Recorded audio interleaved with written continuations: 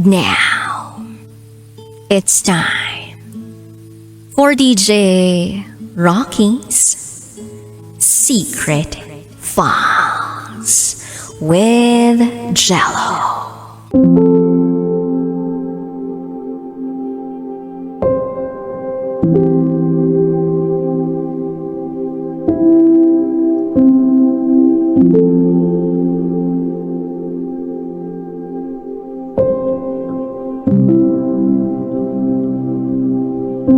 Hiniling ko na mamatay sana si Mama.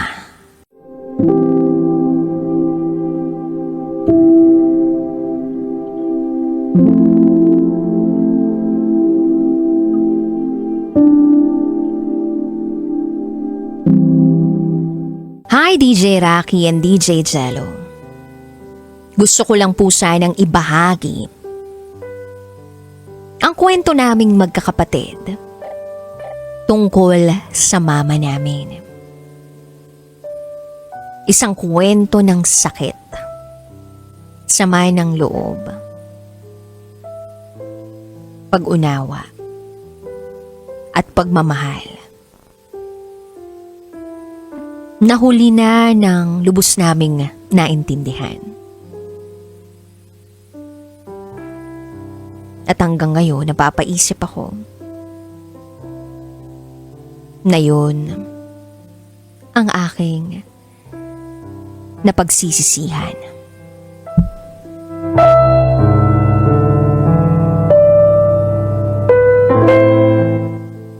Itago nyo na lang ako sa pangalang Andrea. At ito, ang aking secret file. Noong bata pa kami, halos walang araw na lumilipas na hindi kami napapagalitan o napapalo. Sa bawat maliit na pagkakamali, galit ang isinusukli agad-agad ni Mama. Ewan ko nga ba, DJ Rocky at DJ Jello, minsan pakiramdam namin hindi niya kami mahal. Na para bang mas mahal pa niya ang mga pamangkin niya kesa sa amin na mga anak niya. Isang araw, ipinapapabenta ako ni Mama ng ice candy. Grade 5 lang ako noon. Nagtaka siya kung bakit daw kulang ang kita ko. Kahit naubos naman ang paninda namin. Hindi ko agad masabi sa kanya na baka may nagnakaw ng pera doon sa bag ko habang nasa klase ako. Hindi ako nakakasama dahil hindi ako pinapayagan. Minsan sabi sa akin ni Mama, "Huwag kang sumama sa ganyan dahil baka maaksidente ka." At hindi ko naman yun nauunawaan. Kaya habang ang mga kaklase ko ay nag-e-enjoy sa swimming, ako nasa bahay naglilinis, tumutulong sa paggawa ng ice candy. Pero alam niyo yun, DJ Rocky at DJ Jello, sa kabila ng lahat, sa bayarin sa school, hindi pumapalya si Mama. Fast forward, college na kami ng ate ko. 150 pesos. Yun lang ang baon namin sa loob ng isang linggo. Doon pa namin kukunin ang pamasahe, pambili ng pagkain, at pang-print ng mga requirements sa school. Ang pagtitipid na ginagawa namin, naglalakad kami papuntang eskwelahan at pauwi sa bahay. Ganon kami magtipid. Pero buti na nga lang, hindi kami nalilate sa bayad ng tuition. Doon laging nakatuon si Mama. Kaya unti-unti, naiintindihan namin ang paghihigpit ni Mama. Kasi noon, pakiramdam namin pinagdadamutan kami. Yung pala, ito ay sakripisyo para sa kinabukasan namin. Sabi pa ni Mama minsan, pagbutihin niyo ang pag-aaral niyo dahil yan lang ang kayamanang maibibigay namin ng papa ninyo. Pag nakagraduate kayo, wala nang makakaagaw nun sa inyo. Dagdag pa niya, kami nga sa bundok, gulay at tuyo lang yung ulam namin, basta makasuporta lang. Basta ang turo ni Mama, maging matipid, huwag maging maluho. Tumingin sa mga bagay na mahalaga. Tulad na lamang ng edukasyon, pagkain, tahanan. Noon, galit ako kay Mama. Pero ngayon, nadadagdagan ang pagmamahal ko sa kanya. Sabi pa niya, pagka-graduate nyo, ako ang maglalakad kasama nyo sa entablado, ha?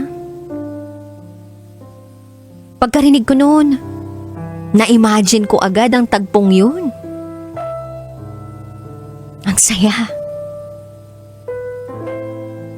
Pero hindi ko akalain na hindi yun matutupad. Lumipas ang mga araw. Nagsimulang manghina si Mama. Lagi na siyang may sakit.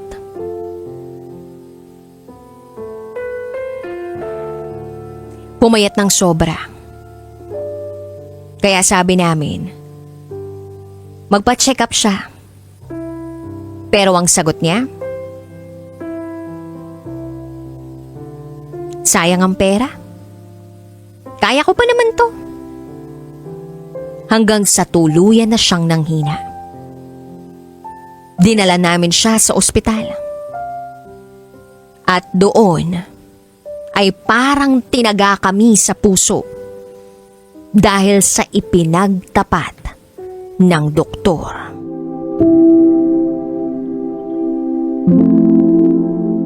Merong stage 4 kidney failure si Mama.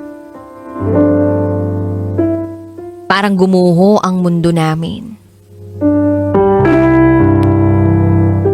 May isang gabi pa nga na akala namin wala na siya. Ayaw niyang magising. Kahit anong sigaw at pag-iiyak namin hindi siya sumasagot. Pero salamat sa Diyos nagising siya. Sabi niya na naginip daw siya. Nakita raw niya sina lolo at lola. Hinihila siya. Niyayaya na siyang sumama. Umiiyak siya. At ganun din kami. Dahil ayaw pa naming mawala si Mama. Oo, minsan naisip ko sana mawala na siya. Pero yun ay dahil bata pa ako. Hindi ko pa na-appreciate at hindi ko pa nire-realize kung ano mang ginagawang paghihigpit sa amin ni Mama.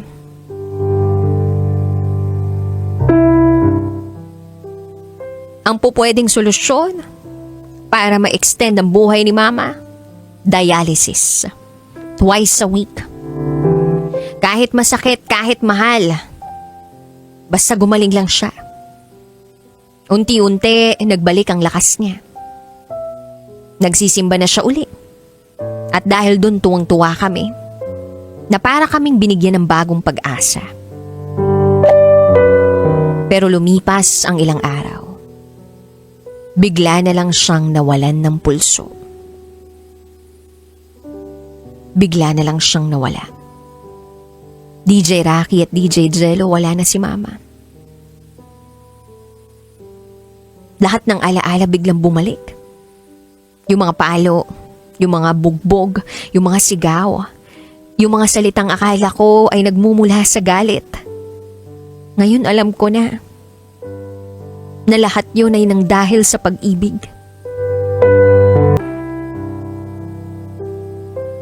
Gusto ko lang magpasalamat sa lahat. Alam ko na hindi mo man nasabi araw-araw na mahal mo kami.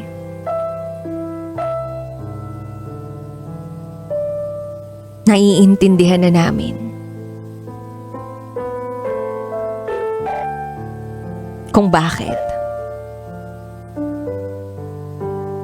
Kung bakit mo nagawa lahat ng mga bagay. At ramdam na ramdam namin ang pagmamahal mo ngayon. Mahal na mahal ka rin namin.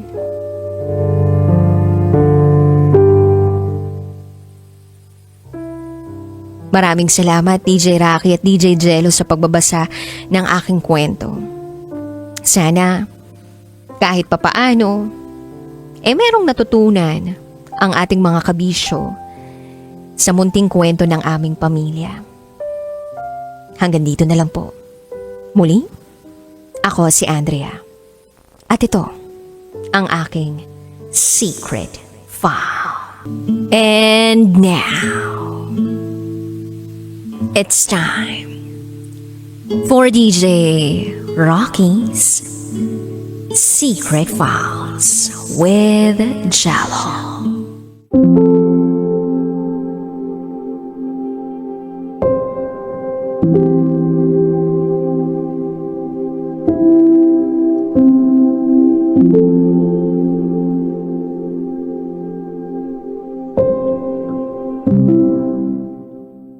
Ipinagpalit ko ang LDR na jowa ko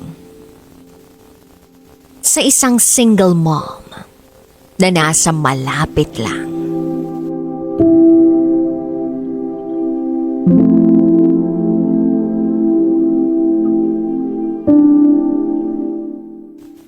Hi DJ Rocky and DJ Jello. Bagong tagapakinig lang ako sa mga kwento ninyo gabi-gabi. Habang andito ako ngayon sa abroad, sana mapansin ninyo ang kwento ko. Itago nyo na lang ako sa pangalang Leia, 26 years old. Isang bisexual. At ito, ang aking secret file. Way back around 2018, pagka-graduate ko ng senior high school, umalis ako sa probinsya namin at nagpunta ng Cebu para magtrabaho bilang isang service crew sa isang mall. Malungkot ang buhay ko noon. Kasi first time kong mawalay sa pamilya ko. At hindi pa ako ready para harapin ang mga totoong hamon ng buhay. Sa loob ng isang taon, ang routine ng buhay ko ay trabaho-bahay lang. Matutulog ng late, gigising ng maaga, hanggang sa umabot ng isang taon. Bandang May 2019. May nakilala akong isang girl na itago natin sa pangalang Chona. Si Chona ay 24 years old, single, at walang anak. Katulad ko, isa rin siyang service crew. Pero sa ibang company nga lang. Nagkakilala kami kasi nagkasabay kaming mag-duty sa isang mall. At oo nga pala, may katrabaho din siya sa company nila na nanliligaw sa akin. Isa ring bisexual. Kaedad lang niya. Kaso, best friend lang ang turing ko sa kanya. Fast forward, nanligaw ako kay Chona. Simula noong nanligaw ako sa kanya, kinailangan kong umuwi sa probinsya namin para bumoto. Dahil election period noon. Nag-uusap pa rin kami ni Chona sa cellphone hanggang sa lumipas ang isang linggong pag-uusap namin. At saka niya ako sinagot. Officially magjowa na kami. Ang saya-saya ko noon, DJ Rocky at DJ Jello. 19 years old pa lang ako noon. 24 years old naman si Chona. Pagsapit ng 2 buwan sa relasyon namin, nag-live-in na kami agad. Kasi sabi ng mga pinsan ko, dun sa tinitirhan ko sa Cebu, dalhin ko na lang daw sa bahay namin ng jowa ko. Umaalis kasi ako dati ng hating gabi para lang puntahan si Chona. Nag-aalala sila sa akin kasi syempre babae pa rin naman ako. Kaya ayun, doon ko na pinatira si Chona sa bahay ng pinsan ko. Masaya naman kami noon. Hanggang sa umabot sa punto na kailangan na namin ng privacy. Kaya nagdesisyon kaming magrenta na lang ng maliit na kwarto. Yun lang ang routine namin ni Chona araw-araw. Kung hindi ko siya susunduin, magkikita na lang kami sa bahay. And every time na rest day niya, ako naman ang nag-a-adjust ng araw ng rest day ko para magkasabay lang kami. Masaya kami, DJ Rocky at DJ Jello. Nagtutulungan kami sa mga gawaing bahay. At minsan kung pagod ako, si Chona naman ang gumagawa ng mga gawaing bahay para sa akin. Minsan kung siya naman ang pagod, ako naman ang kikilos. DJ Rocky at DJ Jello hindi tanggap ng parents ko ang relasyon namin ni Chona noong unang taon pa lang namin. Pero sa side ni Chona tanggap naman nila kung ano ang meron kaming dalawa. Kaso nga lang, yung kuya niya yun ang tumututol. Pero sa katagalan, natanggap naman both sides ang ugnayan naming dalawa. One time, dinala ko si Chona sa lugar namin para magbakasyon. Masaya naman. Hanggang sa umabot na sa puntong pagod na ako sa pinagtatrabahuhan ko kaya nag-decide ako na mag-abroad na lang. Chinat ko ang tita ko na nagtatrabaho sa isang recruitment agency para sa mga gustong magtrabaho sa abroad. Buti na lang may hiring at sa akin niya ibinigay ang slot. Kaya May 17, 2024, nag-resign ako sa pinapasukan kong work sa Cebu. May 22, umuwi ako saglit sa probinsya namin para magpaalam. Napupunta ako ng Maynila. May 30, bumalik ako sa Cebu para mag-spend ako ng time kasama si Chona. June 5, araw ng flight ko papuntang Maynila. Si Chona ang bumili ng ticket ko at pera niya ang ginamit niya. 4:30 ng hapon ang oras ng flight ko. Pero nakakalungkot lang kasi hindi man lang ako maihatid ni Chona papuntang airport. At lalo akong nalungkot kasi sobrang aga niyang umalis para mag-duty. Kaya ako na lang ang pumunta sa mall kung saan siya naka-duty para yumakap at personal na magpaalam. DJ Rocky at DJ Jello, sobrang lungkot ko noon. Durog ang puso ko. Pero iniisip ko na lang na para din naman ito sa future naming dalawa.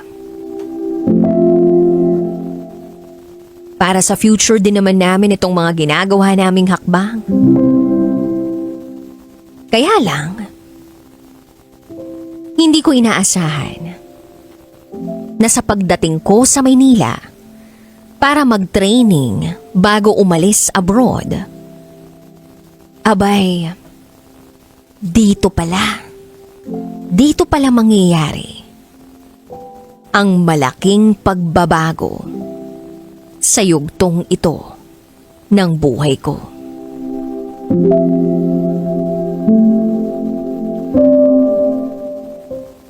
Sa unang linggo ng pagstay ko sa Maynila, DJ Rocky at DJ Jello, palagi kaming magkausap ni Chona sa video call. Kaso nagbago ang lahat noong nagsimula na akong mag-training. Bawal sa training center ang cellphone kapag umaga. Kino-confiscate ng mga trainer ang cellphone namin. At gabi lang, na ibabalik sa amin ang mga cellphone. Matagal na yung 2 oras na pwede kaming gumamit ng cellphone. Kaso, natatapat na duty naman si Chona sa gabi tuwing tatawag ako. Kaya isang linggo kaming walang matinong usap. Sa mga panahong yon, dito ko nakilala si Laika. Si Laika ay 30 years old, single mom at may 2 anak. Pero kasal sa asawa niya. Naging crush ko si Laika habang nasa training kami. At nalaman niya yung tungkol sa nararamdaman ko para sa kanya. Nagpa-add ako sa kanya sa Facebook at inad naman niya ako. Magkasama kami ni Laika pauwi galing sa training center kasi magkalapit lang yung barangay na uuwian namin.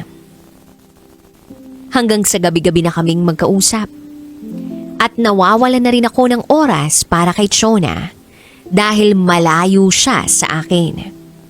Unti-unti nang nahulog ang mga kalooban namin ni Laika sa isa't isa. Yun nga lang, DJ Rocky at DJ Jello, ayaw ni Laika na makipagrelasyon muna sa akin.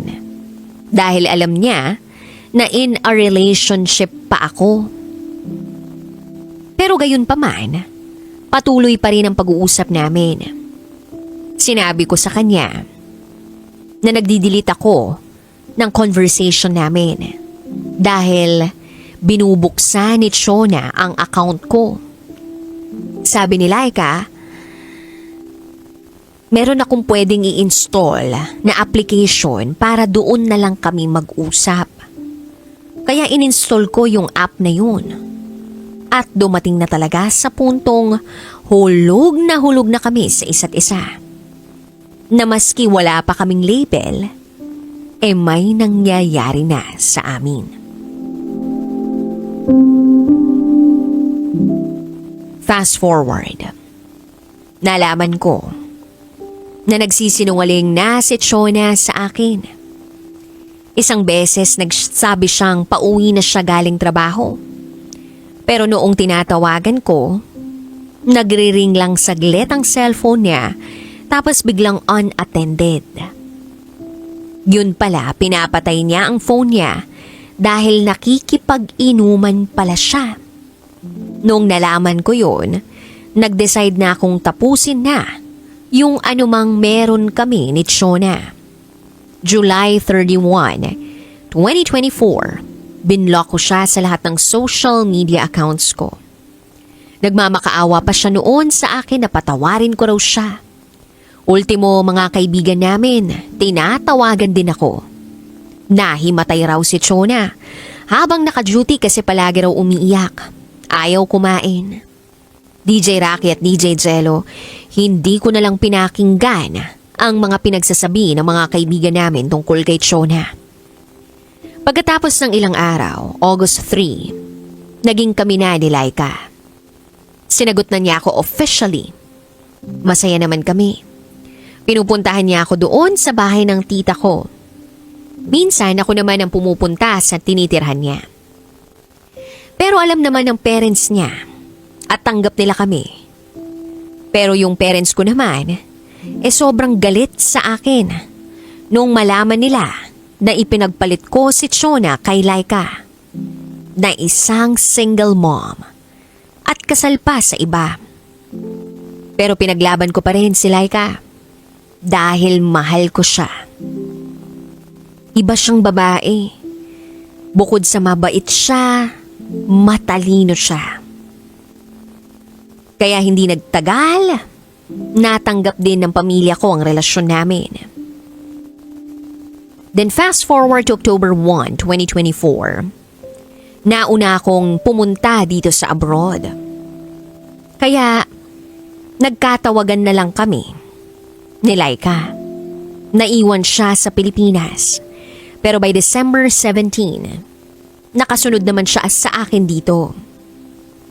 Nagkita kami agad noon at dahil sa pagkamis namin sa isa't isa, may nangyari sa amin. Pinupuntahan ko siya sa lugar kung saan siya nagtatrabaho. Mga 5 hanggang 6 na oras ang tagal ng biyahe. Nagtsatsaga ako sa ganong klaseng biyahe hanggang sa nakahanap na rin ako ng trabaho na malapit kay Laika. At ngayon, twice a month na kaming nagkikita. Mag-iisang taon na kami sa susunod na buwan. Pero sa ngayon, napapadalas ang mga away namin at hindi pagkakaintindihan. Yun pala, nagkaroon uli siya ng kontak sa asawa niya. Nababasa ko pa nga yung mga I miss you na mensahe sa kanya nung asawa. Panay na rin ang update sa kanya. Nagsesend pa ng pictures. Sabi ko nga, i-block mo na lang yun. Pero ayaw niyang i-block. Dahil kukunin daw ng asawa niya yung financial support niya sa mga anak nila. Na kay Laika yung ATM card ng asawa niya. At nalaman ko rin na kapag nanghihiram yung lalaki ng pera sa kanya, nagpapadala agad siya. Binlock niya lang noong na-scam siya na nanghiram ng pera sa kanya pero hindi agad ibinalik. Hay, buhay. Sa ngayon, panay pa rin ang misunderstanding namin. Lagi kaming nagtatalo. Sa totoo lang, nahihirapan na ako. Litong-lito na rin ang isip ko. DJ Rocky at DJ Jello, sana ay mapayuhan niyo ko kung ano ang dapat kong gawin. Maraming salamat. Hanggang dito na lang muna. Muli, ako si Lea. At ito, ang aking secret file. And now, it's time for DJ Rocky's Secret Files with Jello.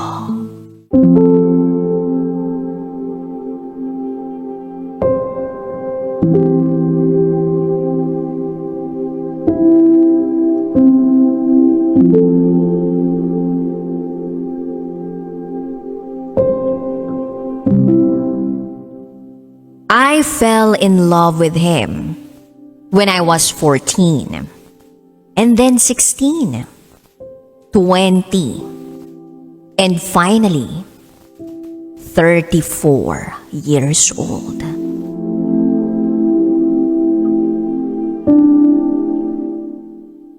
Hi DJ Rocky and DJ Jello.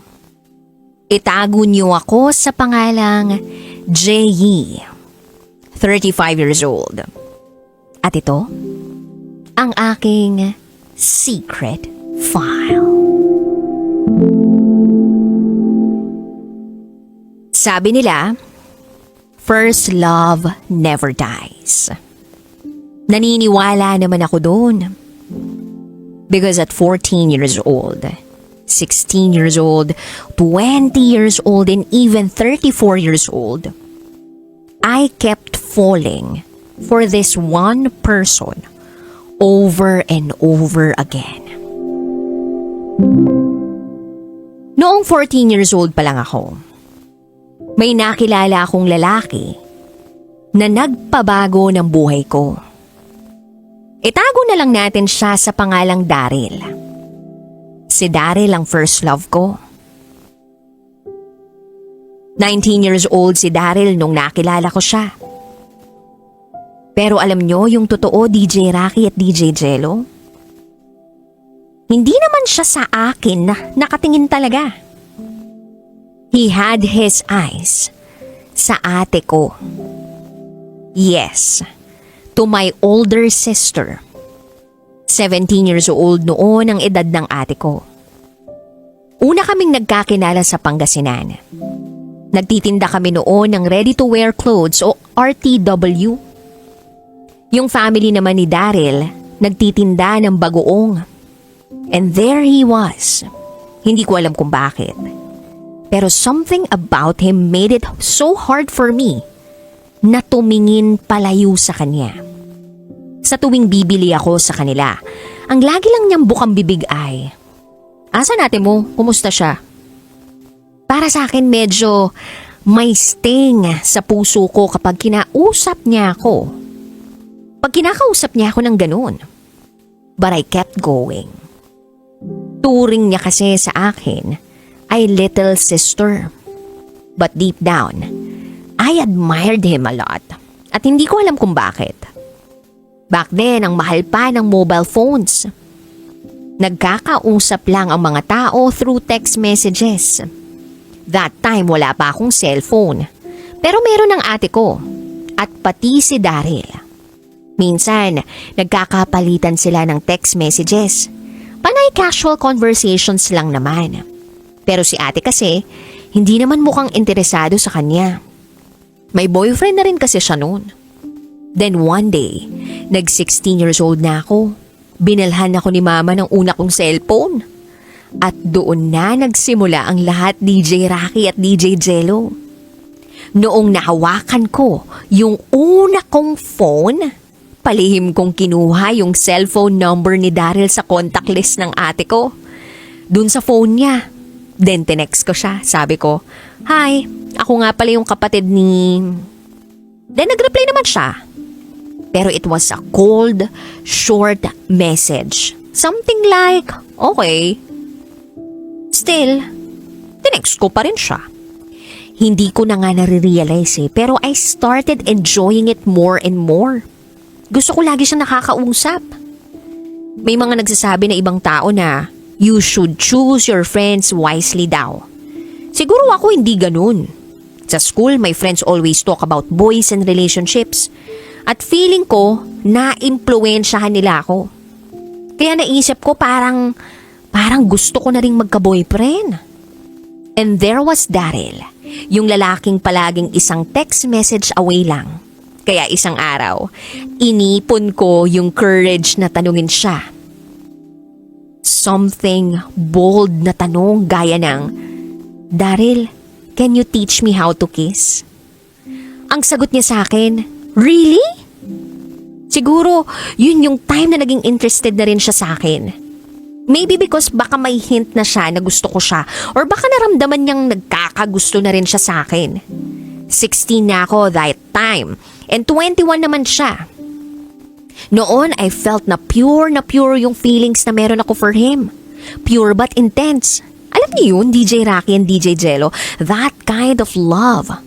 That's all heart and no hesitation. Then fast forward. Nangyari ang lahat. Literally lahat.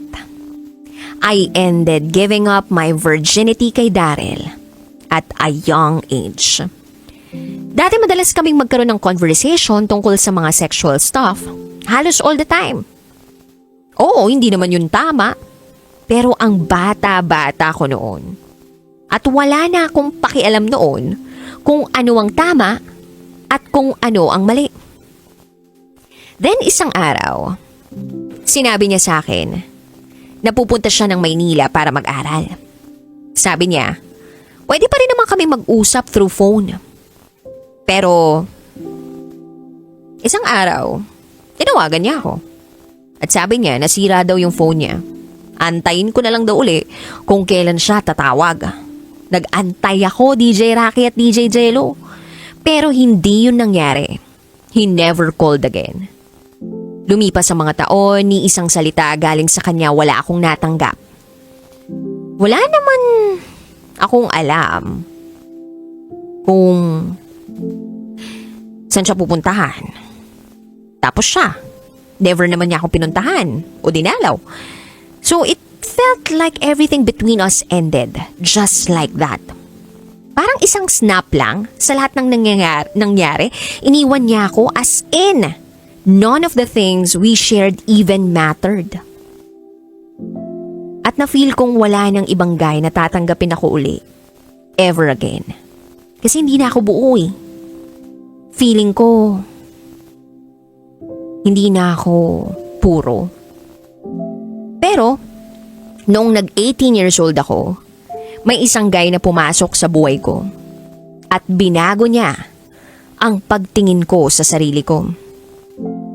He made me feel that I'm worthy of love. That someone could still accept me completely. Buong puso niya akong tinanggap. At tumagal ng 2 taon ang naging relationship namin nung guy. Hindi ako magsisinungaling ha. Pero oo, paminsan-minsan, ini-stalk ko pa rin yung Facebook account ni Daryl.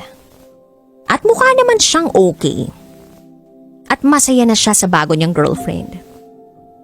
Then fast forward 20 years old na ako, nahanap ni Daryl ang FB account ko. Around this time, papaalis na rin ako ng Pilipinas para mag-abroad sa Doha sa Qatar. Nagkausap kami ni Daryl and he even asked me to meet him in Makati. Alam nyo, DJ Racket, DJ Jello, nung sinabi niya yun, napatanong ako sa isipan ko. Should I refuse to meet up with him again? Kasi baka kung saan humantong ang pagkikita namin. Or should I go to meet him? Yeah, go to meet him para mahanap ko na yung closure na kailangan ko.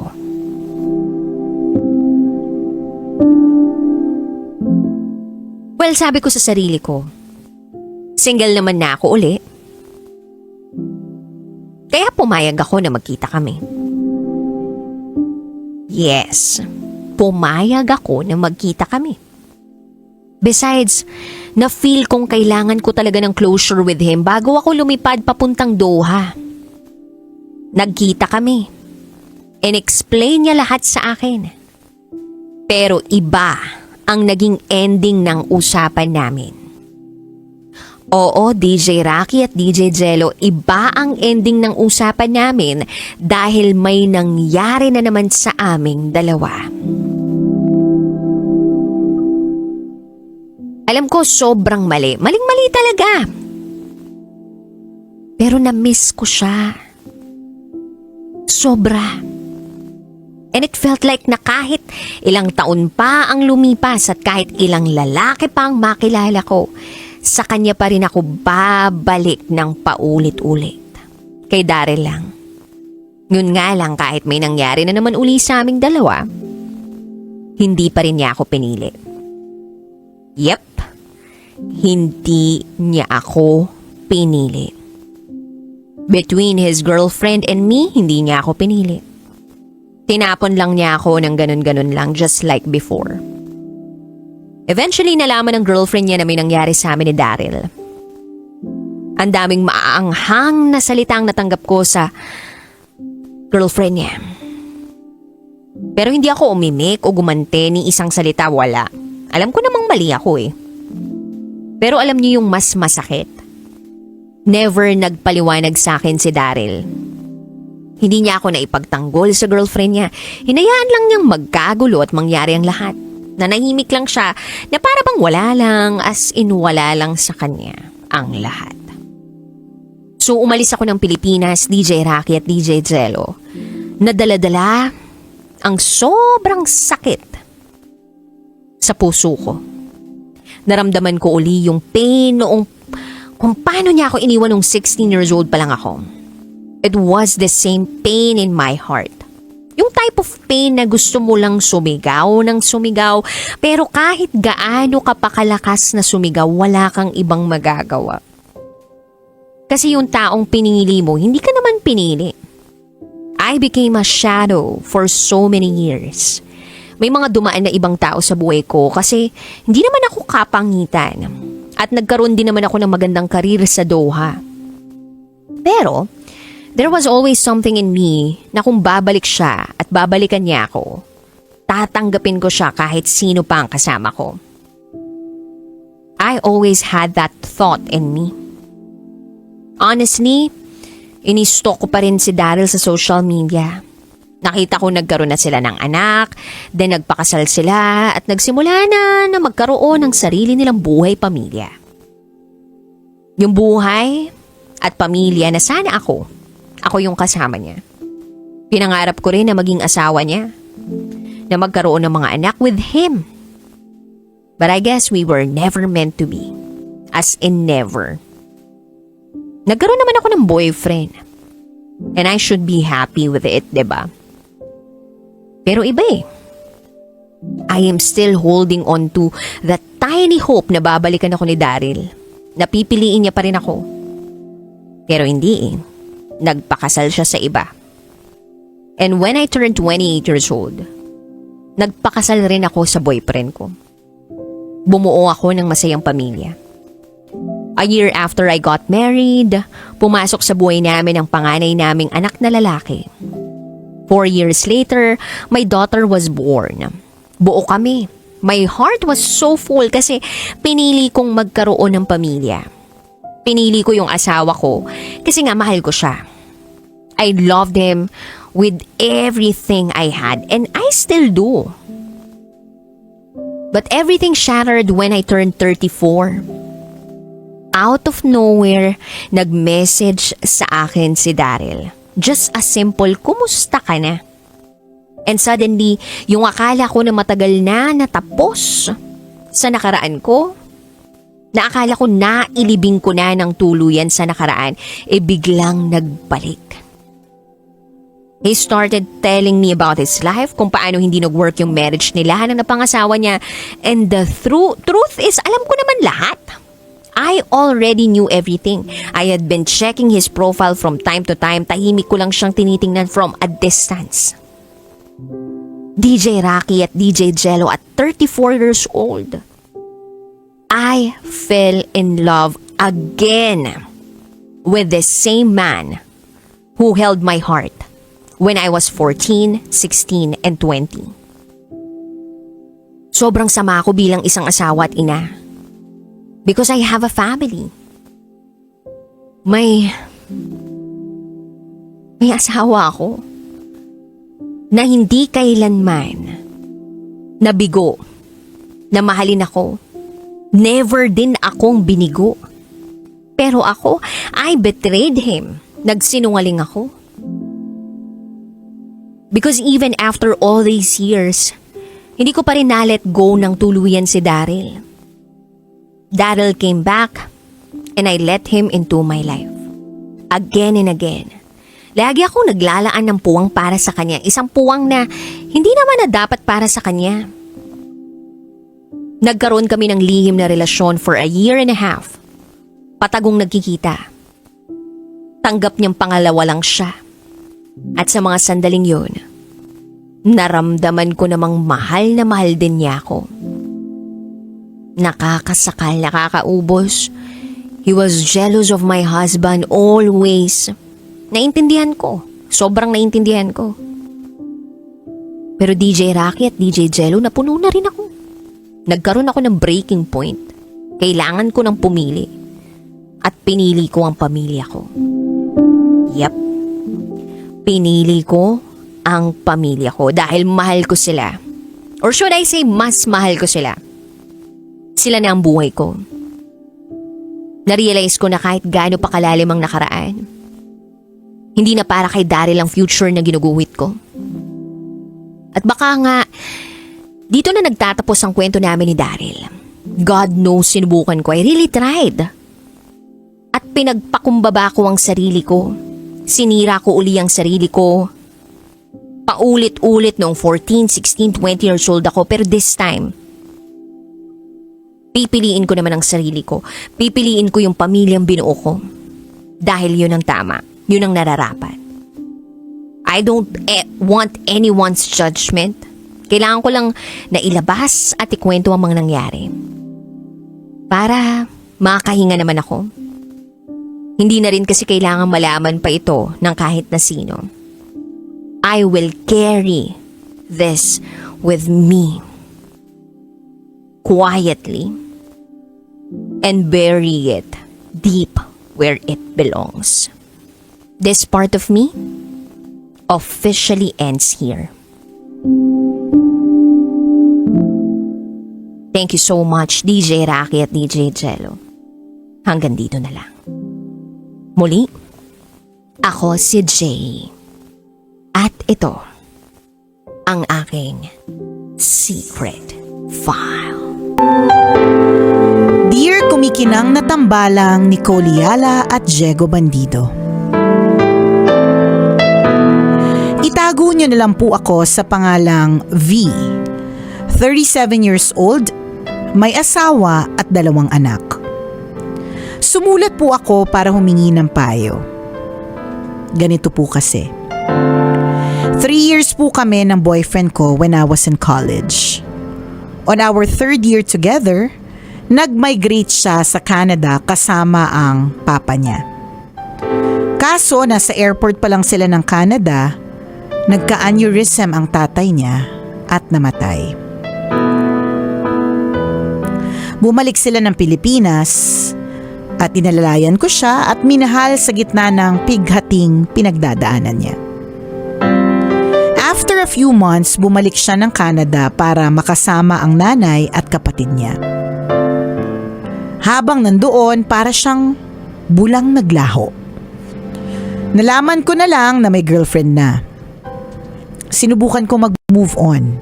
Lumabas ako ng bahay, nakipag-date, kahit siya pa rin ang laman ng puso ko. Halos 1 taon bago ako tuluyang nakabangon. Ngayon 2009, bumalik siya ng Pilipinas. Akala ko, ito na ang pangalawang pagkakataon para sa amin. Pero kabaligtaran ang nangyari. Galit na galit siya sa akin. May mga narinig daw siyang kwento tungkol sa akin at hinintay niya ako magpaliwanag pero hindi naman daw niya ako kinakausap. Hindi naman daw ako nagsalita. Sa isip ko, kung mahal niya talaga ako, kakausapin at tatanungin niya ako. Isa pa, siya yung naunang nawala at nagkaroon ng iba. As if hindi pa sapat ang pananakit niya sa akin noon, nagka-girlfriend siya ulit. Nagagalit ako dun sa jowa. Hindi naman ako yung hindi naman ako yung bida. Nakakaloka. Anyway, nag-reunion ang barkada namin after a year. Nalasing kami at dahil nawala sa sarili, nakatulog ng magkatabi. Allah.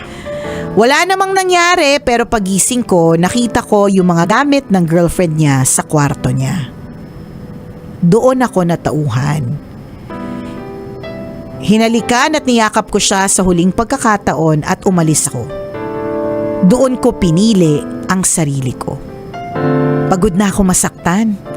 Hindi ako dapat option lang. Kalauna nalaman ko na gusto niya pala akong balikan pero isinara ko na daw ang pintuan. Kasi kung talagang gusto niya ako, bakit hindi niya muna tinapos yung relasyon niya? Nabuntis niya yung girlfriend niya at nagpakasal sila. Ito ang bahagi na parehong sumira at naghilom sa akin. Handa daw siyang iwan ang girlfriend niya, balikan ko lang daw siya. Tumanggi ako dahil hindi ko kayang manira ng isang pamilya. Pagkatapos ng 15 taon, nagparamdam siya ulit. Hiwalay na daw sila. Hindi daw talaga niya mahal ang asawa niya at nagstay lang daw siya para sa mga anak. Pinagsisisihan daw niya ang mga naging desisyon niya sa buhay. Tapos tinanong niya kung bakit ako umalis. Bumalik lahat ng sakit at lungkot. Pero naalala ko rin na siya naman ang naunang nawala. Siya yung malinaw na pumili sa akin. Malinaw na hindi ka pinili. Oo. 'Di ba? Oo. Anya. Naano mo kami? Oh, kala mo sabog kami ha. May wagang burnay, teka lang. Habang nag-uusap kami, ramdam ko ang pagod sa boses niya. Yung lalaking masayahin at medyo childish na minahal ko, parang wala na. Napalitan ng pagod na tao na bigat sa buhay. Tinanong ko siya tungkol sa hiwalayan nila pero sa susunod na lang daw naming pag-uusapan. Sabi ko, wala nang susunod. Gagawin daw niyang madali para sa akin. Kaya nagpaalam siya at blinak ako. Sobrang Sobrang daming red flag. Grabe. Tambalang. Kaya nga, okay, I'm so excited to know what is your question. Ano yung tanong mo, girl? Ayan na. Ito na. Tambalang kumikinang. Naprotektahan ko ba ang kapayapaan ko? O masyado kong isinara ang pintuan?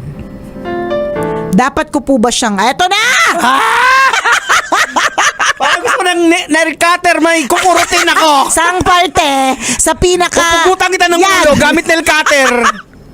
Isipin mo kung gaano ka-painful ang death na yun.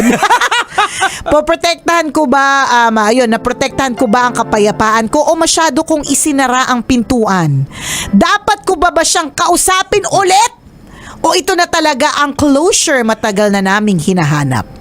Salamat po sa inyong payo, ang inyong kumikinang na tagapakinig. V. Huminga ka muna ng malalim, Nicole. Hinga muna ng malalim. Uminom ka Okay. muna, uminom ka muna. Inom ng favorite drink na sola. Ayan, Yan. baka naman. Sola, baka naman. Napapagod na akong bumili. Kailan nyo ako susponsoran? Hay nako! Ayan na! Nakakaloka! Ilabas mo, Nicole Yana! Alam ko, nagkakagulo na yung mga Nicole Yana. Hindi ako una magsasalita. Hindi sila nagkakagulo. Ano? Sabi nung Nicole lang naiirita, Oh. ako na to. Ay, hinawi niya. Hinawi niya na lahat ng Nicole Ala. Ako na to! Ako na to magsasalita. Tumigil kayo dyan. Alam mo, V, nag-close na ang lahat nung iniwang kanya at pinalitan. Sa totoo lang, ang may problema dito, hindi na yung lalaki, kundi ikaw. Sa totoo Pamilyar lang. tao ka na eh. Kaya nga. Hinahanap ko pa At ng saka closure. siya, closure. Mukha mo closure. Ito lang ang masasabi ko. Hindi po lahat kailangan ng closure. Of course, iba pa rin naman talaga yung naintindihan mo kung bakit ka hiniwalayan. 'Di ba? Pero as time goes by, na maiintindihan mo rin kung bakit kayo nagkahiwalay. Yun lang yun. Hindi kailangan may closure na sinabi niya talaga mismo na ayaw na. Tingnan mo hanggang sa kahuli-hulihan anong sinabi niya. Gusto niyang bumalik sa'yo pero doon sa kaduluduluhan anong sinabi niya. Gagawin ko madali para sa'yo. Ako na magbablock. Di ba parang tanga? Nakakaloka. So- Ang parang tanga ikaw, B. Kasi Ibig yung mga tanong sabihin, mo dito, sabihin lang nun, kaya lumapit sa sayo dahil kinakailangan niya siguro, it could be emotional support dahil Pwede. pagod na siya nung hindi niya makuha yung gusto niya. Ginawa na naman yung ginawa niya sa'yo. Goodbye. Correct. And remember, V, ilang beses na niyang ginawa ito Ta- sa'yo. Tama, ikaw naman si marupok na V. Oo, di ba? May pag-uusap ka pa, pamilyadong tao na kayo Kaya pareho. nga, yun na yung nakakaloka. May pag ganito-ganito ka pa. Wala nang susunod. Di ba? Oh, May pag ganun tapos may tatanong ka pa kung na-protect ka. Correct. Wala nang susunod Kung tama yung ginawa Kaya mo. nga, diba? Wala nang susunod na usapan. Pero next question, by the way, tambalang kumikinang. Kailangan ko po ba ng closure? Pambihira ka.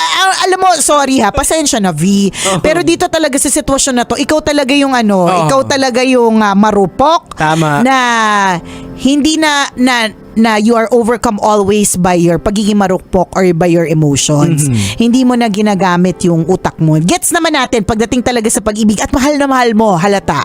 'Di ba? Kasi kahit na anong red flag niya, Yeah. ang tingin mo dun sa red flag pink, 'di ba? Green, 'di ba? O kaya yellow. Hindi mo nakikita ito as a red flag na ano ba? Unang-una pa lang yung iniwang ka tapos sinisi ka pa pagdating ng reunion, 'di ba? May Correct. ganon. Oh. Eh siya naman tong hindi nag-explain, may mga narinig ako parang tanga, 'di ba? Alam mo, Tapos nagpakasal. O after 15 years, nagparamdam nagparamdam. ulit. Tapos ikaw parang, ito na ba? This is our chance? Hindi.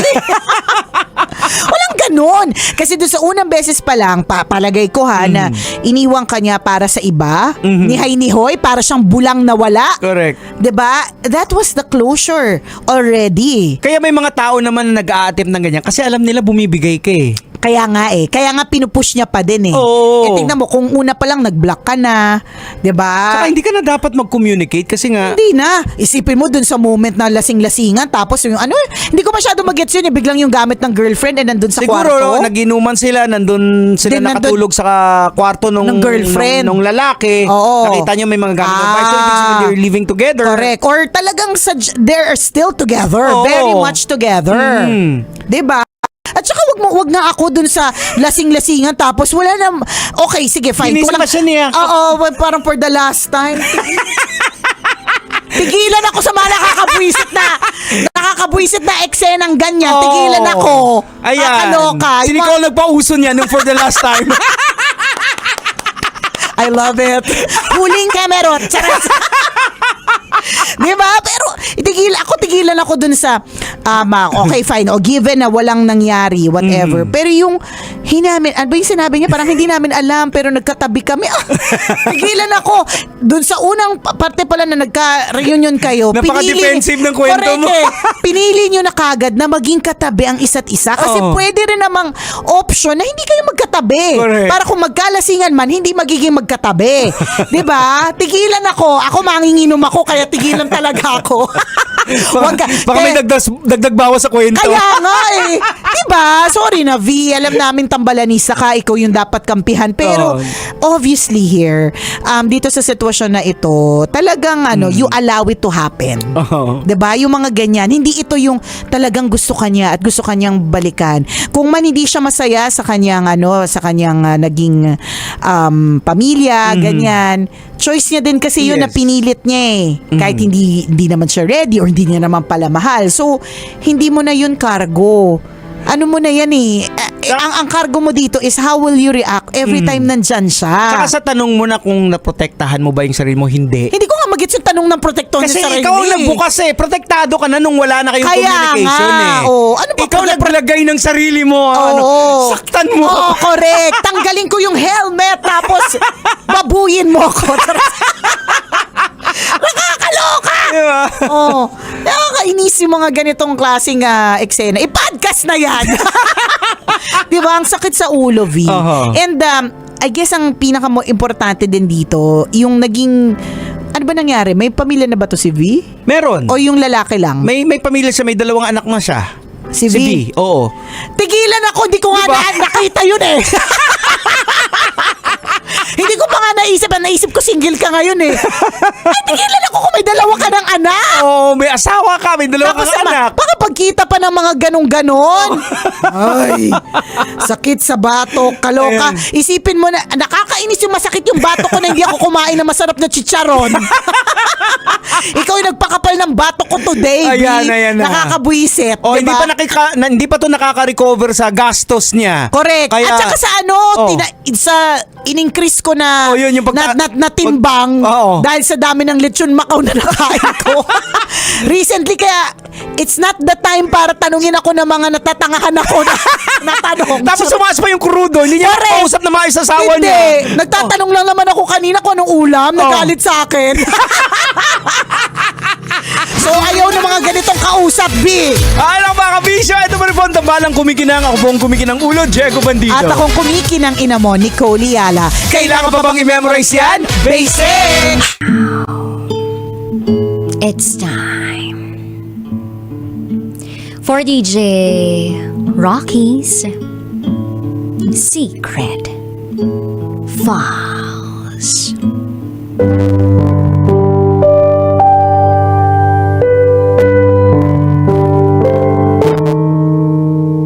Ito ang aking secret file.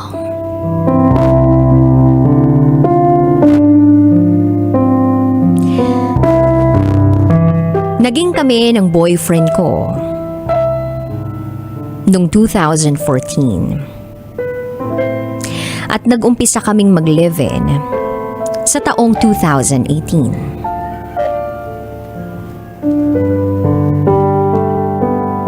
Nag-live-in kami by choice. At doon kami nagstay sa side ko. By the way, isang seaman ang boyfriend ko. At ako naman ay isang government employee. Sabay kaming graduate ng college. At habang nag-uumpisa siya sa pagtupad ng mga pangarap niya, ako naman ay tumutulong sa kanya financially para may panggastos siya nung nagre-review siya para sa board exam. Tsinaga akong mag-online selling. At ang kinikita ko ron ay ibinibigay ko sa kanya weekly. Ang katwiran ko noon, baka hindi enough ang perang meron siya para makakain siya ng maayos. Bukod pa ron, hindi kami magkasama physically. So pakiramdam ko, dahil malayo nga kami sa isa't isa, ay hindi ko siya naaalagaan. After niyang pumasa ng board exam ng 2014, ay nalang nawala. Nawala nung lumabas sila ng mga kaibigan niyang babae. Yung phone na yun na iniregalo ko sa kanya, na ipinaalala ko pa na ingatan. At ang sabi niya sa akin, ay baka nalaglag sa bulsa niya. Lungkot na lungkot ako noon. Pero hinayaan ko na lang. Lumipas ang ilang buwan. Tinutulungan ko pa rin siya. Habang siya ay tumutulong pala sa iba. Sa tuwing nagkakahiwalay kami at umuwi siya sa kanila, nalulungkot ako. At pakiramdam ko ay masayang masaya siya.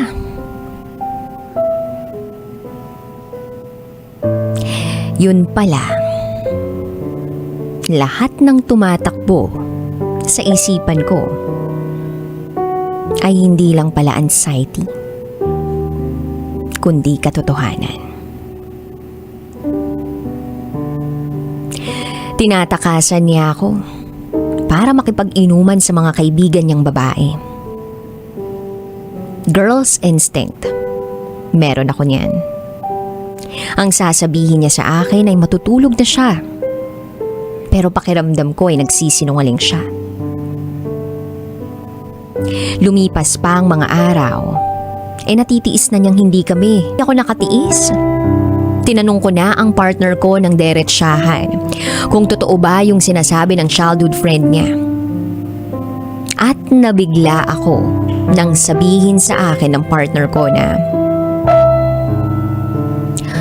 oo, siya at ang kaibigan niya na kinaibigan ako ay magfubo. Yes, DJ Raking. Magfubo ang boyfriend ko at ang childhood friend niya. Nakinuklose ako. Sa loob ng 8 taon namin, 5 taon na pala silang pailalim, nagtitikiman. Siya pala ang hinahanap kong iba ng partner ko. Siya pala ang sumasapo sa pangangailangan ng katawan ng partner ko. Wala. At aware pala ang iba nilang kaibigan sa ginagawa nila. Yung tipong alam lahat ng mga tao sa paligid nila na merong kami. Tapos, alam din nila na merong something. Yung boyfriend ko at ang childhood friend nila. Gumuho ang mundo ko. Gumuho ang buhay ko. Iyak ako ng iyak. 5 araw akong hindi makakilos. At ang matindi pa rito, galit pa sa akin yung partner ko.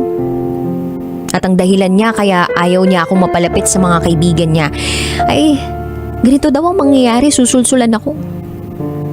Ganun na rin yung friend niya. Galit sa akin dahil nasira ko raw ang pagkakaibigan nila. That time, iniisip ko kung saan ako nagkulang, kung saan ako nagkamali. Kasi ibinigay ko naman sa kanya yung buhay ko kahit na wala nang natira sa akin. Sa buhay ko, siya ang naging prioridad ko. Kailangan proper ako for him. Lumipas ang mga araw nang hingi siya sa akin ng tawad, and that time nasa barko pa siya. Nangako siya sa akin na ayusin namin pagbaba niya at babawi siya. Sobrang tanga ko, pumayag ako. Sinundo ko siya sa airport, nag-live-in kami. Almost 8 months nang hindi sumampa para makasama ko. At sa first 5 months na yon, halos linggo-linggo hindi lumipas na hindi kami nag-aaway. Nang dahil sa pagluloko niya. Nagkasundo kami na kakalimutan ko. Bumawi siya sa akin at nag-umpisa kami uli. Until December 2022, nabuntis ako. Nagbunga ang pagsasama namin. Meron pa rin akong trauma. Pero pinipili ko na lang magstay para sa anak namin. Dahil ayokong lumaki ang bata ng walang tatay. Sa ngayon, DJ Rocky, bumabawi naman siya sa mga pagkukulang niya sa akin. Inaayos niya ang relasyon namin. Lumayo siya sa mga kaibigan niya. Pinagsabihan din niya ang pamilya niya na hindi na po pwedeng pumunta ang mga childhood friend niya dun sa bahay nila para sa akin. Mahirap at masakit. Pero lahat kakayanin ko. Magpakatanga, magpakamartir, alang-alang sa aming anak. Magna 9 years na kami this September. Pero wala man lang senyales na gusto niya akong pakasalan. Pero handa naman siyang magpakatatay sa anak namin. At okay na ako dun. Siguro ganito lang talaga ang buhay. Sana ang mga lalaking nakikinig ngayon merong matutunan sa kwento ko. Manindigan ha. Sa iisang babae lang. Hanggang dito na lang po, DJ Rocky. Muli, ako si Angel. At ito ang aking secret file.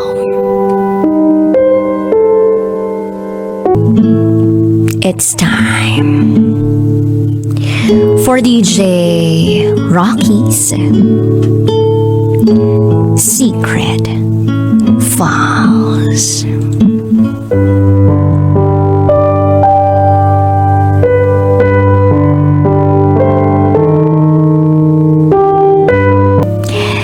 Nagkaroon na rin ng lakas ng loob na i-share sa'yo ang pinakatatago kong sikreto. Itago mo ako sa pangalang Taba. 27 years old. At ito, ang aking secret file.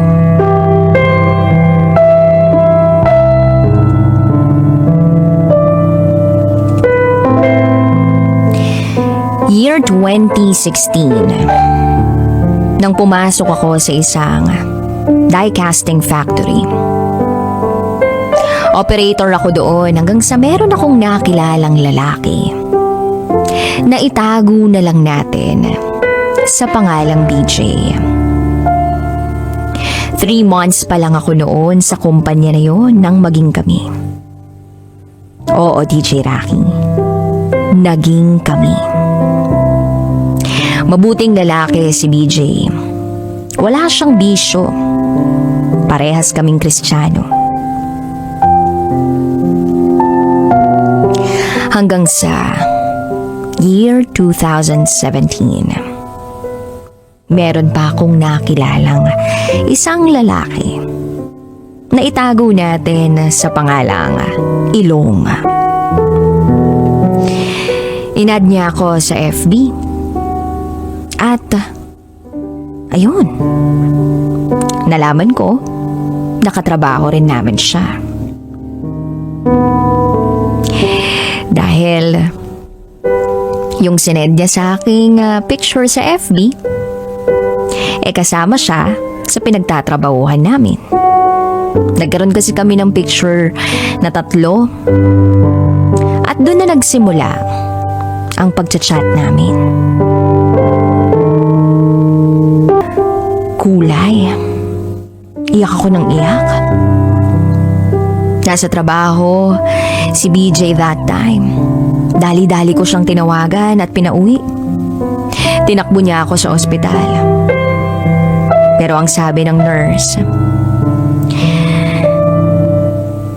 kung kaya ko pang antayin, antayin na lang yung OB. Kaya ko pa naman. Then pagka-umaga, nagising na lang ako. Ang sakit pa rin talaga ng puson ko. Matindi pa sa dysmenorrhea. Nag-spotting na ako, DJ Rocky. Chinek nga ako ng doktor kinabukasan at sinabing wala na ang baby ko. At yun ang nagpaguho ng mundo ko. Si baby pa naman yung nakikita kong magiging pundasyon ng relasyon namin ni BJ. Kasi pakiramdam ko, nag-i-stay na lang din siya dahil matagal na kami. Tapos, yun pang baby yung nawala. Maraming nakiramay sa amin. At isa na doon si Ilong. Doon nagkaroon kami uli ng communication ni Ilong. Pero hindi na kami nagkikita noon. Nagchat-chat lang siya sa akin. Sobrang sakit mawalan ng anak. Pero mas nadagdagan pa. November 2021. Nag-break kami ni BJ. Bakit? Tinapon niya yung 5 taon naming relasyon dahil sa isang babae. Siguro kasama na rin na naging toxic kami sa isa't isa. At aaminin ko, may mga mali rin ako. January 2022, nag-resign ako sa kumpanya na pinagtatrabahuhan ko noon. Kasi hindi ko kayang makatrabaho si BJ at ang bago niya. Ako na lang ang umiwas. Akala ko makakaiwas na rin ako kay Ilong pero mali pala ako. Mas naging madalas ang pagkikita namin. Dahil nga single na ako, mas madali na ako mapasama. Kahit saan niya pa ako yayain. At mas lalo pa akong napalapit sa kanya. Oo, alam kong mali kasi may girlfriend siya. Alam ko rin na hindi ko deserve pero wala, ganun talaga siguro. Mahirap pag ikaw ang nasa sitwasyon. Then, nasundan ang pagkikita namin. Inaabot kami ng hating gabi. That time, umulan ng sobra. Kaya nagtry kaming pumasok sa lugar kung saan never pa naming napuntahan. Noong una ayaw ko pa. Kasi nga ewan, alam ko namang pag pumasok doon may mangyayaring hindi maganda. Pero nagmatapang ako. Kaya pumayag na rin ako sa gusto niya. Naging masaya ang gabing yun. Lagi kong sinasabi sa kanya na tuwing magkasama kami, isipin niya, ang sarap mo palang humalik. At nagdire-diretso na nga DJ Rocky. Nagpatuloy ng nagpatuloy hanggang sa nangyari yung hubaran. Well, sa una, ayoko pa talaga kasi wala naman akong assurance sa kanya kahit ilang taon na kami nagkikita. At ayun nga, sa pang-itaas lang. Siyempre, ayoko nang dumating sa puntong napapaisip ako tungkol sa mga desisyon ko sa buhay. At syempre, naisip ko din naman yung girlfriend niya. Naiiyak nga ako habang ginawa namin lahat ng yun. Masaya naman ako kasi kasama ko siya. Pero may lungkot pa rin sa puso ko dahil pumapayag ako na hanggang dun lang. Bakit hanggang ngayon, hindi niya pa rin ako kayang piliin? Natapos ang lahat ng yon, inatid niya ako pa uwi at pagdating ko sa bahay, tulala lang ako. Wala sa sarili at ang daming iniisip. Ang daming tumatakbo sa isip ko. Noon, galit na galit ako sa babaeng involved na sa isang relasyon na naninira. Galit na galit ako dun sa naging third party namin ng ex ko. Pero mas malala pa pala ako sa kanya. Galit din ako sa sarili ko kasi hindi ko rin alam kung anong gagawin ko. Hindi ko alam kung anong sasabihin ko kay Ilong. Di pa kami nagkikita. At simula nung nangyari yun, tinamad na ako sa lahat. Pakiramdam ko ang dumi kong babae. Sabi ko sa sarili ko, maganda ka naman. May mga lalaki namang nagkakagusto sa'yo. Pero bakit pa siya? Siya na mayroong girlfriend. Siya na hindi mo deserve. Kaya sa mga nakikinig sa mga oras na to, sana huwag kayong tumulad sa akin. Lagi niyong piliin ang tama. Kasi doon yung mararanasan ng totoong saya. Yung walang pangamba. Yung merong kapayapaan sa puso. Deserve natin yung taong kaya tayong ipagmalaki sa lahat. Kaya ikaw, labanan mo yung ganitong sitwasyon. At tandaan mo na ang kalaban mo hindi ibang tao, kundi sarili mo. Hanggang dito na lang po, DJ Rocky. Salamat sa pakikinig. Muli, ako si Taba. At ito, ang aking masalimuot na secret file. Ibinigay ko ang virginity ko sa taong hindi ko kilala.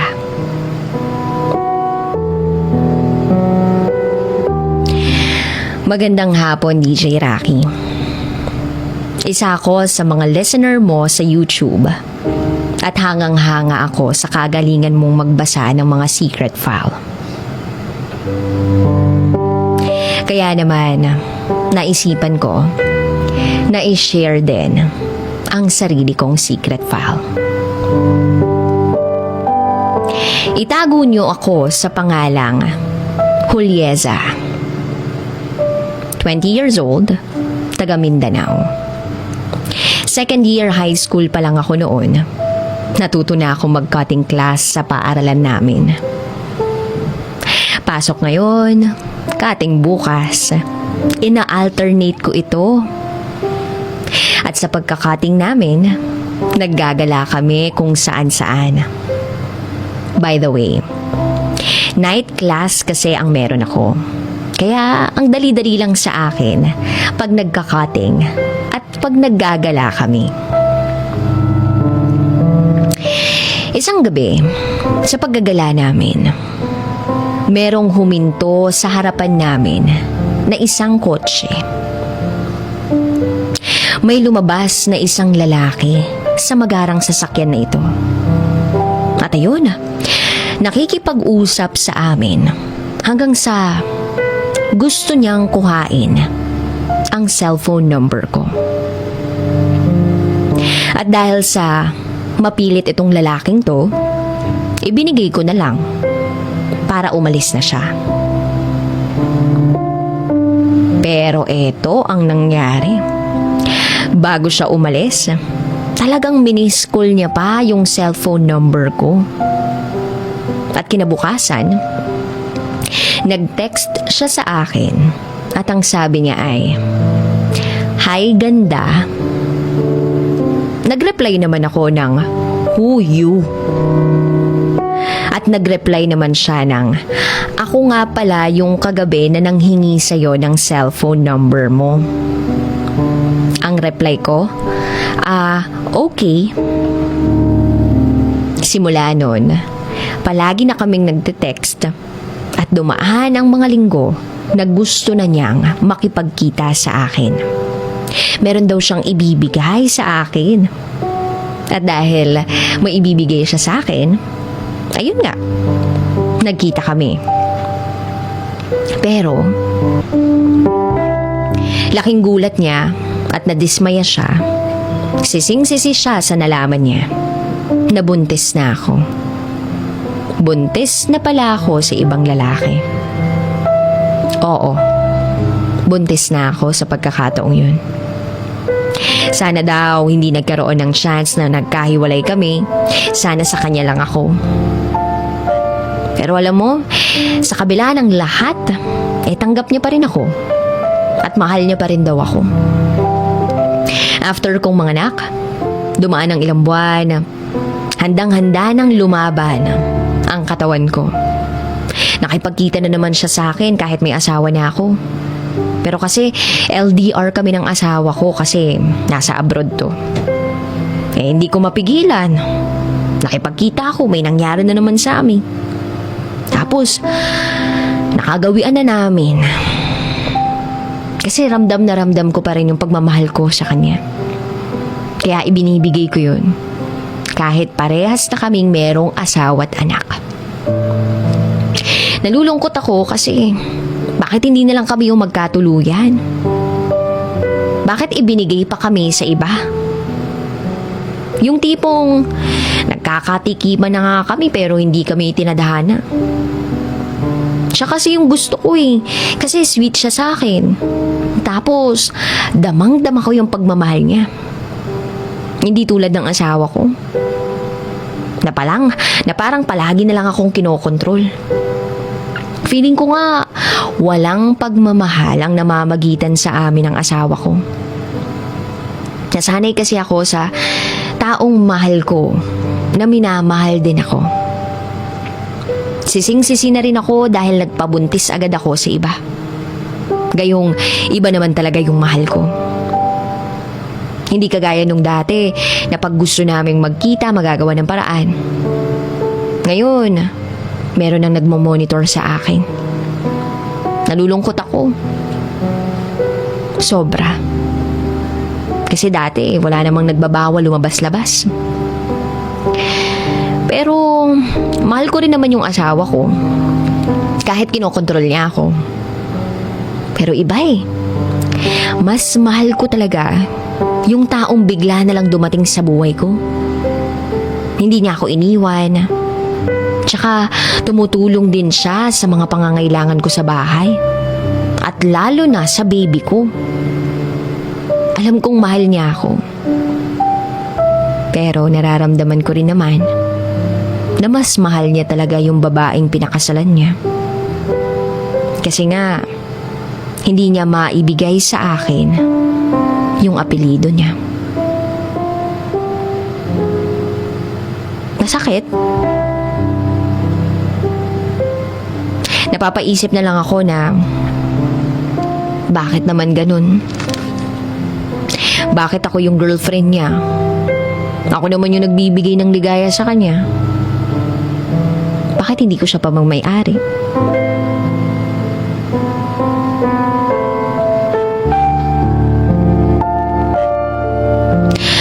Hindi naman ako yung tipong maninira ng pamilya, mangangambala, o manggagambala. Gusto ko naman syempre tahimik yung pamumuhay nila. Masaya naman ako doon. Kapag masaya siya, mas lalong masaya ako pag nagkikita kami. Pero ang dami ko pa rin katanungan sa isip ko. Bakit kailangan ko pang magtago, maglihim, hindi maipakilala? At doon ako nasasaktan. Hindi ko alam kung kaya ko siyang kalimutan at iwanan para lang matahimik na kami. Kasi sa ngayon nagdududa na rin yung asawa ko sa akin. Inaaway niya ako kasi iba na daw yung pakikitungo ko sa kanya. Sweet kasi ako sa kanya nung hindi pa kami. At nung naging kami na, sweet pa rin naman ako. Pero nung nag-abroad na siya at hindi na kami nagkita, parang iba na yung nararamdaman ko sa kasama ko. Ano nga bang gagawin ko? Kakalimutan ko na ba itong lalaking nagpatibok uli ng puso ko para matahimik na yung kanya-kanyang pamilya namin? O ipagpapatuloy ko kung ano yung meron sa amin? Mahal ko naman yung asawa ko eh. Pero mas mahal ko yung taong hindi ko kilala ng buo.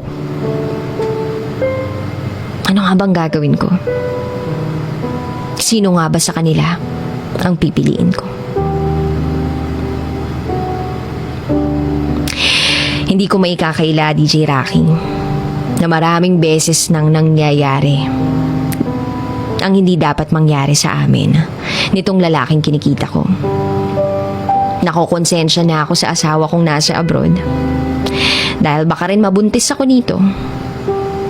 Pero alam na alam ko na hindi ako pananagutan nito kasi parehas kaming may pamilya na. Sana matulungan niyo ako. Muli, ako si Julieza at ito ang aking secret file.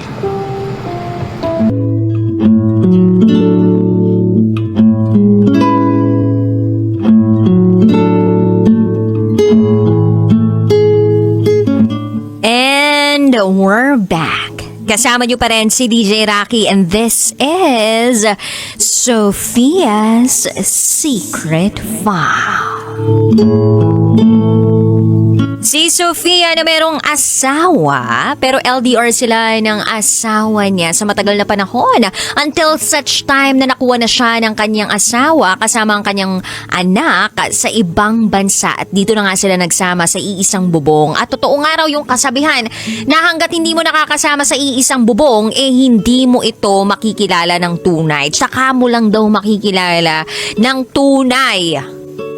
Yung tunay na anyo. Kapag kasama mo na sa iisang bubong. At dito nga nalaman ni Sophia na ito palang kanyang asawa ay isang malupit na cheater. Cheater. Biruin mo yun. Kasi simula pala ng relasyon nila, niloloko na pala siya. Tapos pumapatol sa mga bayarang babae. O kung tawagin daw nila Asian escort. At nagpupunta pa ng massage parlor para malasap ang happy ending. So dahil sa mga nalaman niyang yun, napapatanong siya sa kanyang sarili. Pangit ba siya? Ano bang meron sa kanya? Bakit nangyari sa kanya yun? At kinailangan na lang niyang maging matatag para sa kanyang anak. Anyway, pakinggan na po natin ang mga kabisyo nating nag-share ng kanilang thoughts, comments, suggestions, and violent reactions. Ito po ang sabi ni JP, babasa. Para sa ating sender na si Sophia, kailangan mong maging matatag para sa anak mo. Tulad ng storya mo, ikaw na rin naman ang naka-realize at ikaw ang siyang makakatulong sa pinagdaraanan mo ngayon. Buti na lang at nailabas mo ang gusto mong sabihin. Wala naman ako maipayo dahil mas masarap makinig sa story mo na ikaw din ang nakaisip ng paraan para maging okay ka. Hindi mo deserve ang ginagawa sa'yo ng asawa mo. Sabi mo nga, gagawin mong busy ang sarili mo. Magpapaganda ka lalo. Tsaka may anak ka na, hindi na dapat nararanasan ang ganyang klaseng sakit. At hindi rin sana maranasan ng anak mo ang iyong naranasan. Focus ka na lang sa anak mo and don't forget to love yourself. Yun lamang po. Happy Thursday. Ingat po uwi from JP Babasa aka Tambay Love. Ito pa sabi ng ating kabisyon na CCS. Sender Sophia, nakakalungkot isipin na kinukonsente pa ng in-laws mo ang kalokohan ng mister mo. Hindi ko kinaya yun. And at the same time, nakakapanggalaite. Ayoko nang magsalita pa ng kung ano-ano. Baka magmukhang ewan pa ako. Pero eto muna. Dakilang Hokage ang mister mo. Nagpapalusot. Akala niya ang dali-daling manlinlang sa kasinungalingan niya. Tuluyan mo na yang iwan. Hindi naman siya nagpapakaama at asawa sa inyong mag-iina. Pakihanda na ang itak dyan. At nang sa gayon, maputol na ang dapat maputol. At sa'yo, Sender Sofia, kung gusto mong mag-heal sa pananakit at pagluloko o panluloko sa iyo ng mister mo, huwag ka munang mag-dating app, utang na loob. Gawain yan ng lovesick. After ng gulo sa inyong mag-aasawa, download agad ang dating app? Huwag naman po. Marami din dyang mapanlinlang. Sige ka. Yun lamang po, DJ Rocky from CS. Ito pa sabi ni Jobert Vertudazo. Good evening, DJ Rocky. Ang masasabi ko lang kay Sender Sofia ay may mga tao talagang hindi marunong makontento sa kung anong meron siya o sila. Tama rin naman na huwag mong sisiraan ang asawa mo sa pamilya ninyo, sa anak mo, sa anak ninyo. Ipaubaya mo na lang sa Panginoon ang lahat. Shoutout sa Team Bulacan Overdrive, lalo na kay Yorme Rojun Gabatino at pareng Rogelio June Bernardino. Maraming salamat, DJ Rocky from Jobert Vertuzazo. Ito naman ang sabi ni Angelica. Good evening, DJ Rocky. Ang saklap naman ng nangyari sa ating sender na si Sofia. Hindi ko akalain na meron palang ganong klaseng mister na manloloko sa kanyang misis sa paraan na pupunta siya sa massage parlor para lang din makapagparaos. Bakit hindi na lang niya gawin yon sa kanyang misis? Libre pa at hindi siya gagastos. Isang atake yun sa pride, sa ego at pagkababae ni Sofia. Kaya ramdam na ramdam ko ang kanyang panggigigil at sakit nang dahil sa ginawa ng kanyang asawa. Ang maganda na lang na gawin talaga ni Sofia ay mag-move forward at wag na wag patatawarin ang mister. Kung gusto niya, paghirapan niya muna. Nang sa gayon ay magkaroon ng magandang pagsasama ang kanilang pamilya. Huwag agad-agad bibigay sa sweet I love you at sa sweet gesture. Baka pag bumigay agad yung sender natin, gawin lang uli ng mister niya ang ginagawa nito dati pa.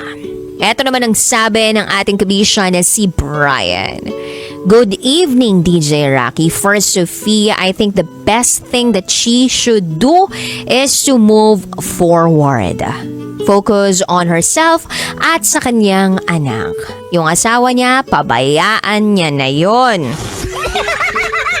Yun lamang po from Brian. Ito naman ang sabi ng ating kabisya na si Aliyah.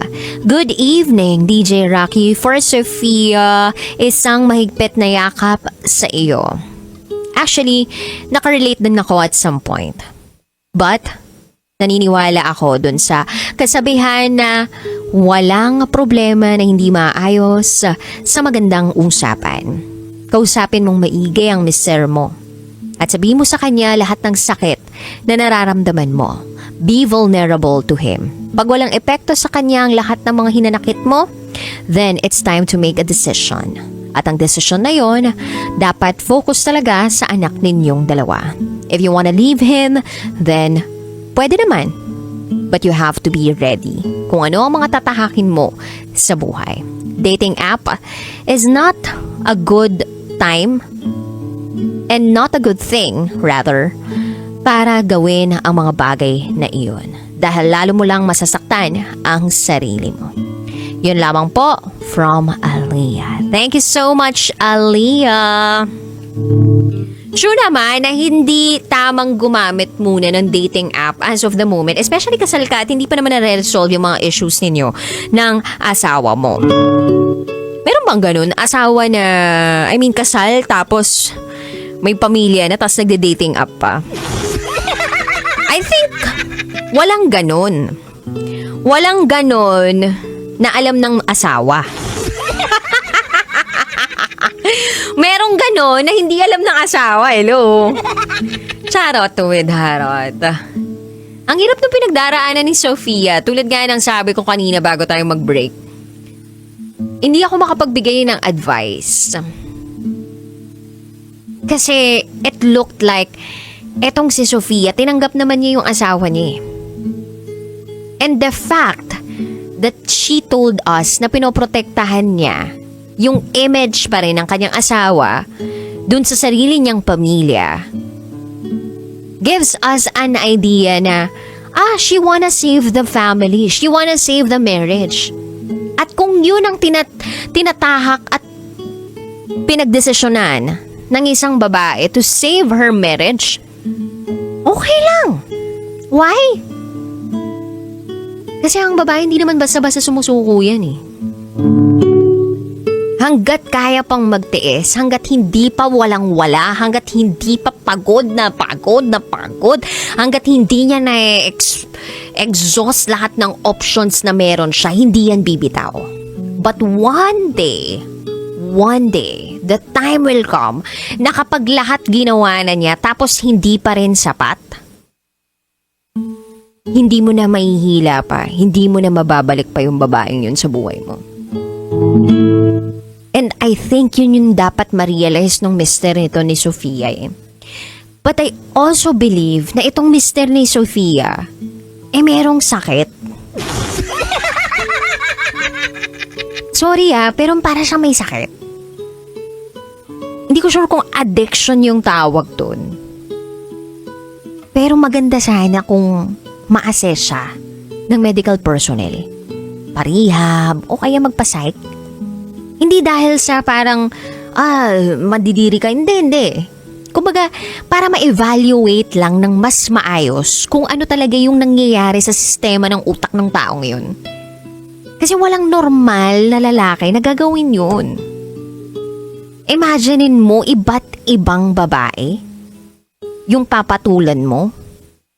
Tapos hindi mo pa sigurado kung lahat ng yun malinis. Nothing against them, but hindi ka sigurado kung lahat ng yun malinis.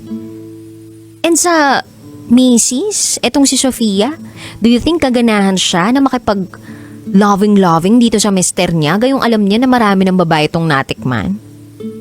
Diba parang hindi rin? Kasi hello, what if siya naman yung madapuan ng sakit? Di nakakatakot lalo yun. Lalo na yung mga cases ngayon in terms of AIDS, HIV, sexually transmitted diseases, lumalaganap, dumadami.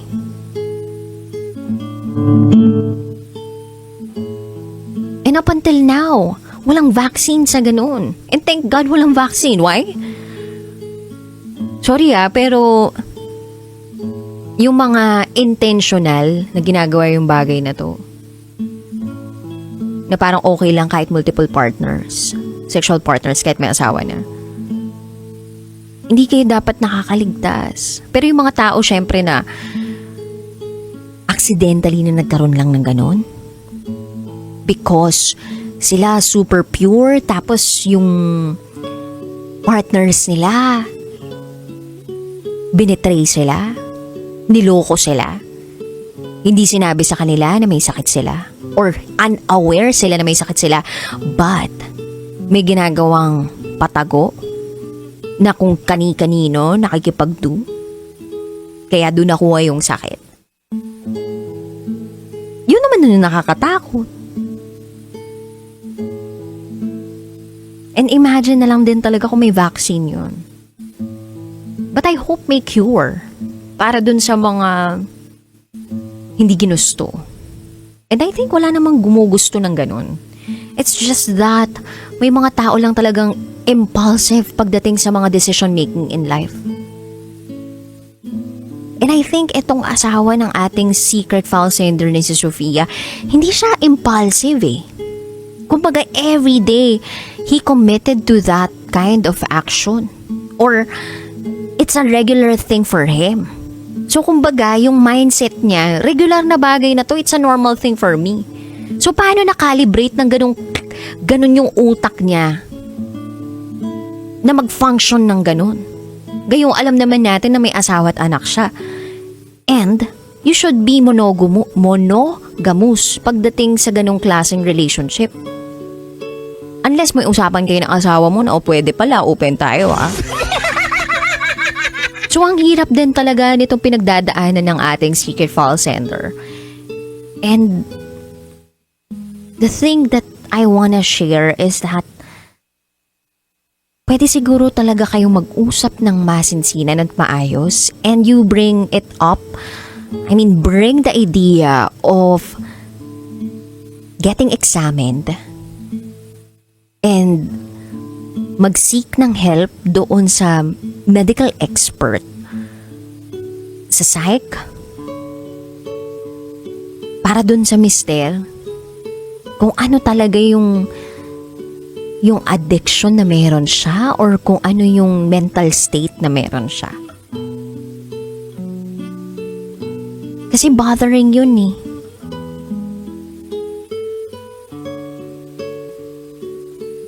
Nakakatakot para sa ating sender, para sa health niya, and at the same time para dun sa bata.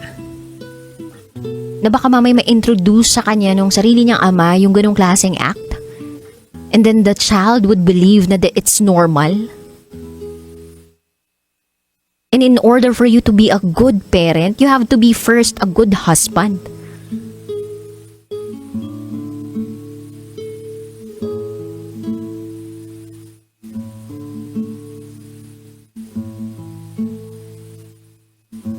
So I hope maayos kung gusto mo talagang isalba yung marriage na meron kayo. Pero kung hindi na talaga kaya at patuloy kang hinuhont nung nangyari sa inyo at ginawa ng asawa mo, lahat ng nararamdaman mo valid naman yan. And you have the option to leave if you want to. But as of now, I know that you are a strong woman and you will exhaust all options bago ka bumitaw. I wish you well. Anyway, sa mga kabisya po natin out there na gusto mag-share ng kailang secrets, share it to me, raketera@gmail.com. I gotta say, BRB as in bathroom break. For top secrets, kasama pa rin ang inyong boss sa Princess DJ Raketera at ikay nakatutok sa 90.7 Love Radio. Kailangan pa bang i-memorize yan? Basic. This is Sophia's Secret 5.